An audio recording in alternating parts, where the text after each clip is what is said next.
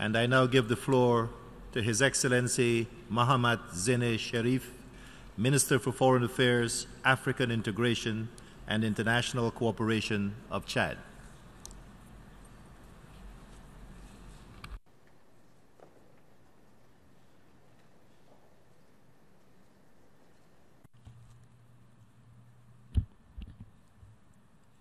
Monsieur le Président, President, heads of delegation, distinguished delegates,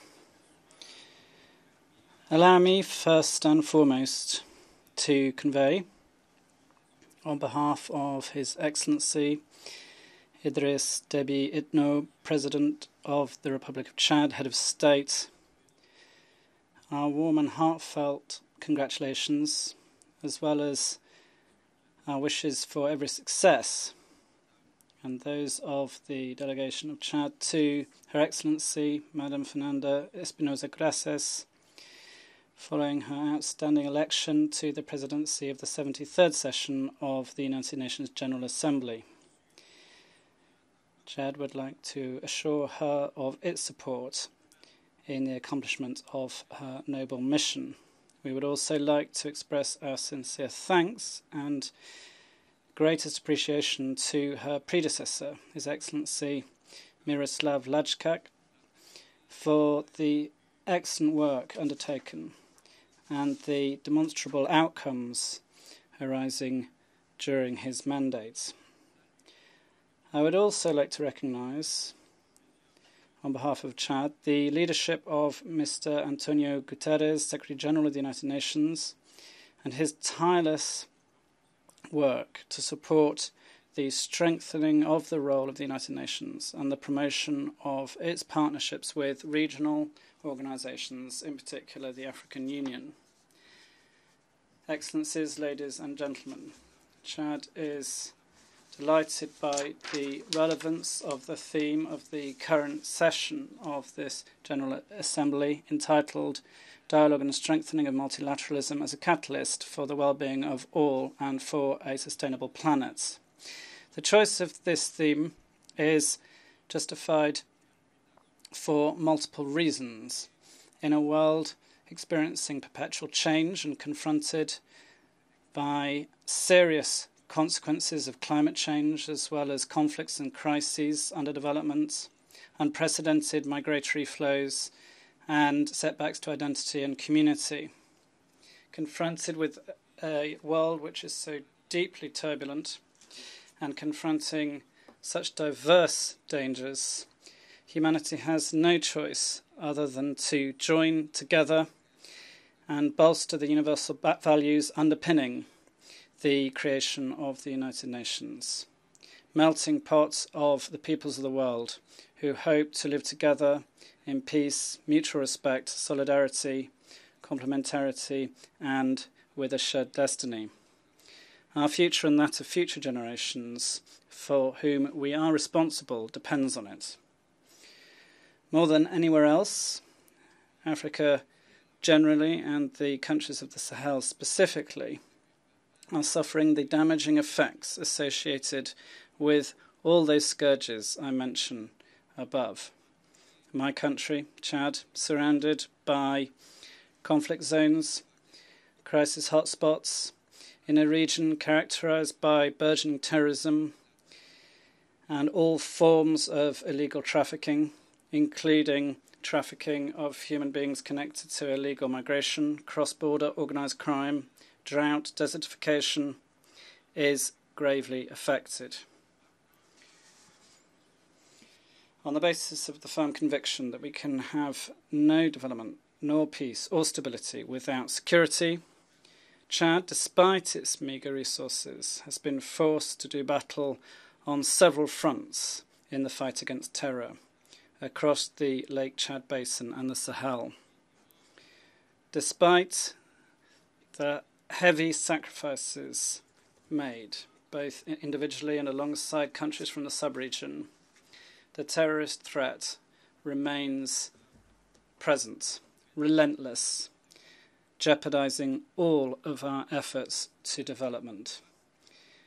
Terrorist groups are allied to vast criminal networks of traffickers of all kinds. They are powerfully armed and have the necessary financial means. And they continue to brutally test our individual abilities to parry them.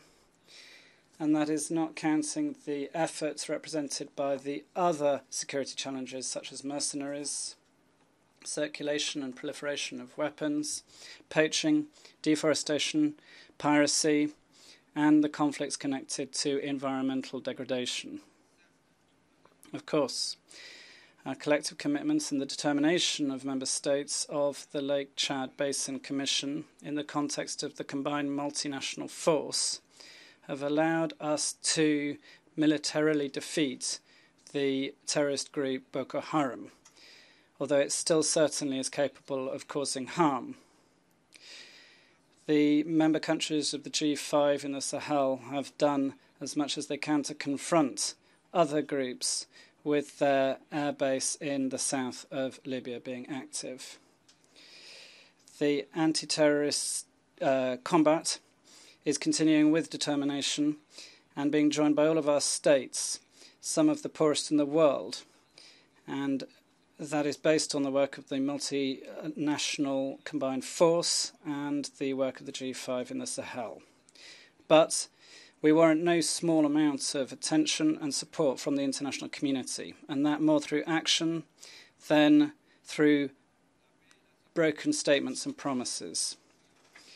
Peace and security are essential for long-term progress and sustainable development. The stability of a region has wide-ranging advantages for neighbouring regions and beyond, and this is at the root of the requirement for a global approach and a coherent and coordinated collective action which is able to properly combat the underlying causes of terrorism and conflict, including poverty, ignorance and underdevelopment.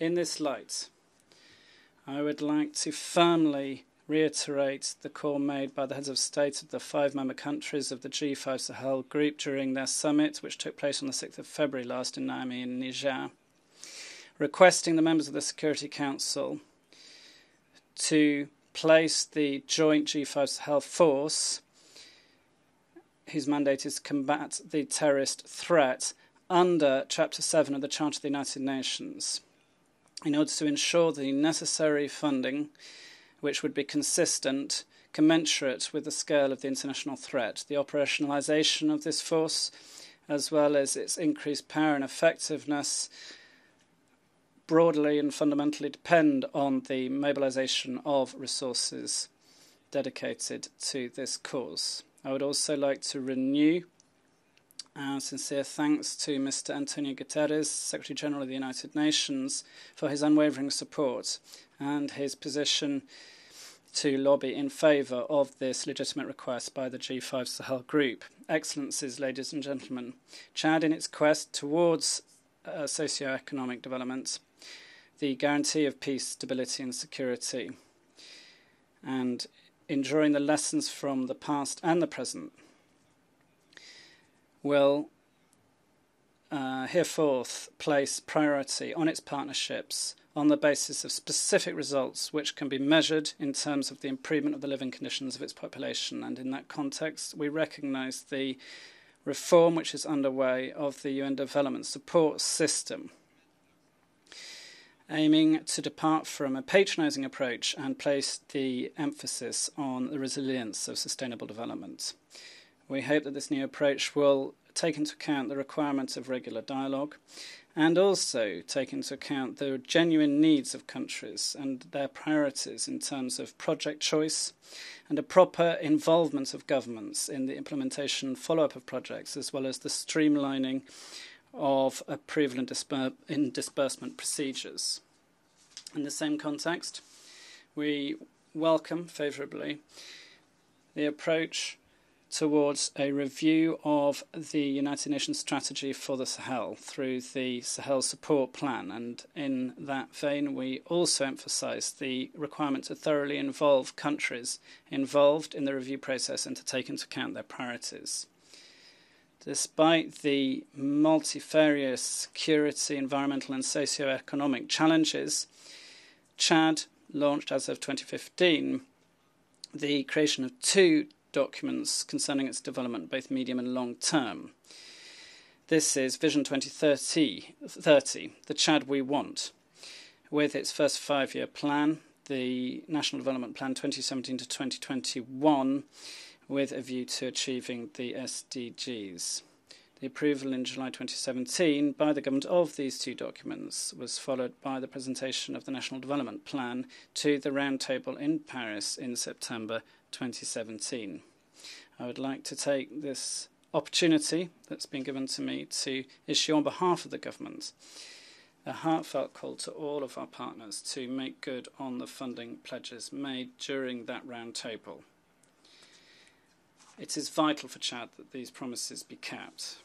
Excellencies, ladies and gentlemen, the Government of the Republic of Chad, well aware of the essential role played by women in countries' development processes, has tackled head-on the gender question, which represents an essential component and a first-level priority for the drafting and implementation of public policies. In that regard, His Excellency Idriss Déby Itno, President of the Republic, Head of State, has enshrined in law, as of the 22nd of May 2018, a compulsory quota of 30% reserved to women in all civil servant positions and elected positions, with the aim of working progressively towards equality. This quota is already effective in its implementation. In addition, specific measures aiming to ensure the full development of women have been taken, among others the promotion of girls' education and the adoption of a law outlawing early marriage. This law sets the minimum age for marriage at 18 and allows for a prison sentence from 5 to 10 years for those who violate that provision. Excellencies, ladies and gentlemen, the historic basin of Lake Chad is the place where we most see the dramatic consequences of the combined effects of terrorist attacks and climate change on the vulnerable population who are victims of those 2 scourges, and indeed on the environment. Around Lake Chad, we must remember, live more than 45 million people from diverse backgrounds who bear the brunt of the drying up of Lake Chad, which severely undermines the means of their subsistence and drastically limits their ability to ensure their resilience. The area of this lake has gone from 25,000 kilometres squared 40 years ago to less than 2,500 kilometres squared, and the risk of its disappearance is genuine. The efforts of 4 contiguous countries and the other members of the Lake Chad Basin Commission, which aim to save it, are far from able to respond to the task alone. The gradual disappearance of this lake constitutes a large-scale environmental catastrophe with serious ramifications for food security and stability across the Sahel, as is demonstrated by the disappearing natural resources and the escalating terrorist threat. That is why the international community as a whole must mobilise to lobby firmly to save the lake by supporting the joint UNESCO initiative and that of the Lake Chad Basin Commission, which aims to register Lake Chad as a biosphere reservation and a World Heritage Site. The international community is capable and must help to attain this noble goal, which is comprehensively in line with the 2030 Sustainable Development Agenda. And in that light, once again, Chad would like to make an urgent appeal to ensure that all stakeholders implement their commitments in the context of the Paris Agreement and the Addis Ababa Action Plan on Climate for the 2030 Agenda. Excellencies, ladies and gentlemen, the management of migration remains one of the key challenges of our era. Thousands of Africans, pushed forwards by despair, desperately continue in their attempt to reach Europe. the migration flows are far from waning, so persistent are the underlying causes, including poverty, underdevelopment, conflict, and the lack of opportunity for African youth. To that, we must add elements such as demographic pressure and the nefarious effects of climate change, further exacerbating the vulnerability of African societies. In the absence of appropriate demographic management mechanisms and those to deal properly with climate change, we will never be able to end the tragic fate of thousands of people who perish at sea, nor the ghastly scenes which blight our screens of African migrants being treated as slaves. In this light, we must all commit substantially to ensure that we make an economic and social effort to bring an end to these scenes. We must improve our cooperation with all countries in order to better manage illegal migration. We also must take measures in order to support those currently held in transit camps or who are prey to slavery or serious situations of violence. We must collectively hold to account the states where migrants suffer these violences to ensure that they respect their fundamental rights and bring their migration management methods in line with the rule of law. The best way for all of us to deal with migration challenges is to set up flexible and legal mechanisms in order to convert this phenomenon, which has existed since the dawn of time, to a bridge connecting our peoples and not see it as a threat. Excellencies, ladies and gentlemen, on the continental and international level, Chad, while we remain concerned by the persistence of conflict flashpoints here and there, recognises progress in many countries. In the Central African Republic, Chad welcomes the commitments of the Central African authorities, and that's of 14 armed groups towards dialogue under the aegis of the African Initiative Panel for Peace and Reconciliation. Chad reaffirms its support for this initiative, brought forward by the African Union and supported by the whole international community. The return of trust and the establishment of genuine reconciliation are within the reach of our Central African brothers and sisters, and we call on all bilateral and multilateral partners to bring to bear the necessary means to ensure the implementation of the African initiative. In Mali, Chad welcomes the successful holding of presidential elections, which were peaceful, and renews its congratulations to His Excellency Ibrahim Boubacar Keïta for his excellent re-election, which conveys the commitment of the Malian people to the political process underway and peace. Chad encourages all stakeholders in Mali to comprehensively implement the peace agreements and reaffirms its commitment to supporting Mali in this stabilization phase. In South Sudan, Chad recognizes the peace agreement recently signed in Addis Ababa by the stakeholders in South Sudan and congratulates the IGAD for the fruits of its tireless efforts. Chad will bring to bear all efforts in order to support the stakeholders in this implementation. Chad is also delighted by the very positive evolution in the Horn of Africa, characterized by a rapprochement between Ethiopia and Eritrea, as well as that with Djibouti, and hopes this process continues. In Libya, Chad invites all Libyan stakeholders to prioritize dialogue and reconciliation to deal with the armed conflict.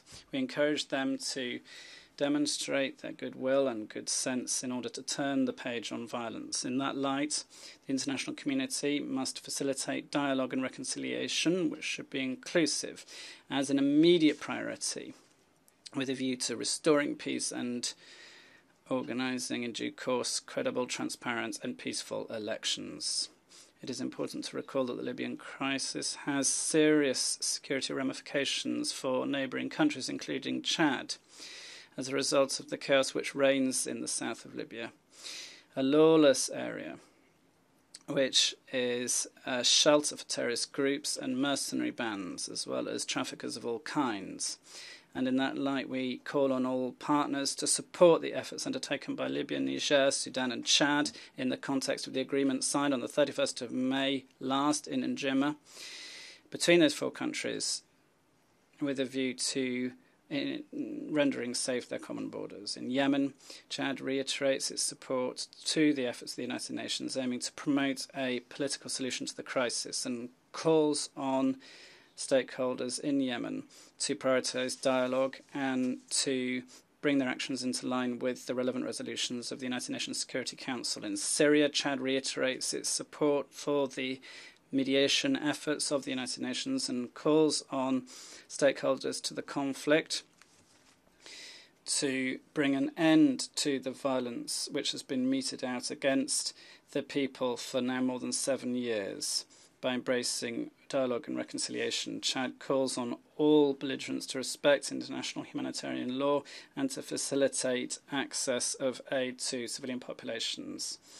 As far as the Israeli-Palestinian conflict is concerned, Chad reiterates its commitment to a two-state solution, two states living side by side in peace, stability and security, according to the borders laid out in the 7th of June 1967 agreement, with East Jerusalem as the capital of Palestine. In Cuba, Chad notes with concerns the deterioration in relations between this country and the United States and urges both parties to continue the process to normalise their relations. Chad reiterates its call to lift the blockade imposed against Cuba. Excellencies, ladies and gentlemen, it would be remiss of me to conclude without dealing with the matter of the United Nations reform, in particular reform of the Security Council, which remains a permanent major concern for Africa. Chad emphasises the urgency of redressing the injustice meted out against Africa by accelerating the long-anticipated reform in order to better reflect the realities of today's world in the United Nations system. The common African position on this point warrants close attention from all states of the state members of the United Nations if we genuinely want to involve Africa in global governance. Like it or not, the Africa of the 21st century is indispensable, and its voice must be heard by the rest of the world. Thank you very much for your kind attention. I thank the Minister for Foreign Affairs, African Integration and International Cooperation of Chad for his statement. And I now give the floor to His Excellency Mamadi Touré,